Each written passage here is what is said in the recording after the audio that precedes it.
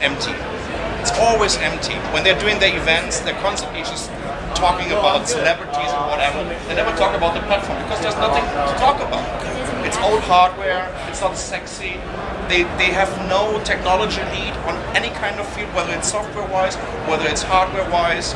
It's going to be a huge struggle, and if Nokia is not going to pull it off until the third quarter, they're going to... I mean, they don't have any volume now, but that's not a reason. Everyone that I've talked to that's used Windows Phone, not for the most part, not the bloggers and stuff, but people that actually purchase it, which are few and far between, I'll admit that. But they really liked it, and so they don't have it. Even the bloggers liked it. The reviews were great everywhere. So why is no one buying it? I tell you why. I've been talking to a lot of telcos about this. Basically, an ordinary. Well, smartphones are getting sold over apps right now, and apps is getting associated with this fancy icon. But there are no icons on it. This boring tile thing and Metro that works on a tablet form factor, definitely. But it will never work on a smartphone form factor. And when I'm getting into this app overview, it comes up with a list mode like from DOS in '78. So what the f***? It's 2012. Now get it right. And then they have, I mean, don't underestimate your customers in these days, right? They're going to an offline shop. Offline shops are turning into showrooms, right, where they can touch things. And then they're educating themselves over the internet. And what they see is, oh, a single core processor, 5 megapixel camera, that's not wowing you, right? While all the other guys are talking already about quad core. So Windows Phone is not taking off at all.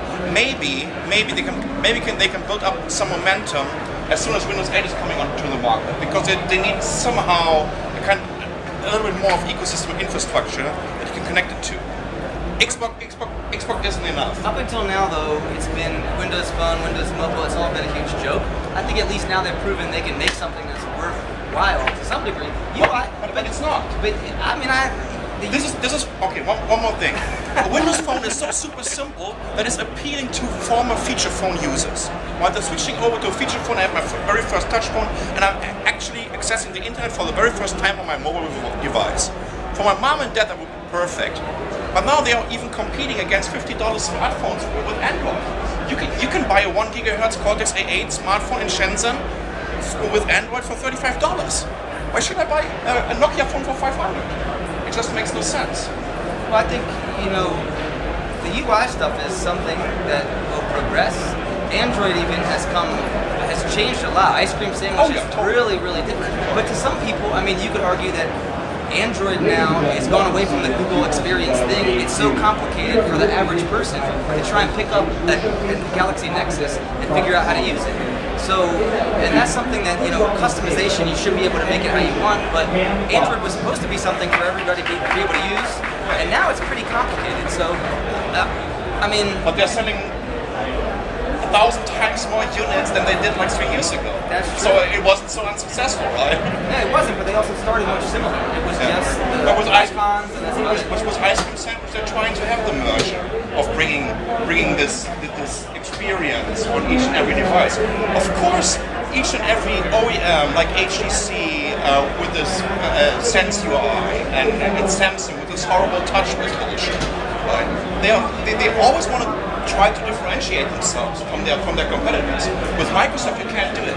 Microsoft tells you, I think Nokia was allowed in the contract when they had this kind of merger, or at least software merger, to have at least a little bit of customization. But Microsoft is even telling each and every manufacturer, that's what you can do with your phone. You can't do, what is it? You can't even have an SD card slot on a Windows Phone. What's that? That's like 1995. Right? It's just, I don't know. I think technology-wise they're way behind. As soon as they're getting dual cores, each and every manufacturer has like 5 quad-core Androids on it. And Apple will also have quad-core. So there's nothing with Windows Phone that creates excitement, where they can say, well, okay, they launched a Lumia 900 and they thought we will have a super phone just by making a bigger screen. 4.3 inch, now it's about 4.5, now it's super. They're going to struggle, and I'm pretty sure that by the end of the year, Nokia is in big doo-doo, and they're going for they have to sell the company, or at least the mobile part of Nokia. Just not. You know what the funny thing is? Actually, I even have a Nokia phone with me, but a real Nokia phone, which is. What do you call a real Nokia phone these days? It's this one. It's looks pretty much the same like the Lumia 800, but this is a Nokia 9 with Migo on it. That's a very only Migo device that's on the market. It's absolutely beautiful. It's sold out wherever they released it. They haven't released it to a lot of huge markets, but this is a really cool phone. And Nokia, in terms of design, they're still proving with each and every phone that they're building that they're one of the best product designers in the world. But they just have no specs. There's no hardware. There's no cool and fancy features at all. That's why I think Windows Phone has got them boring.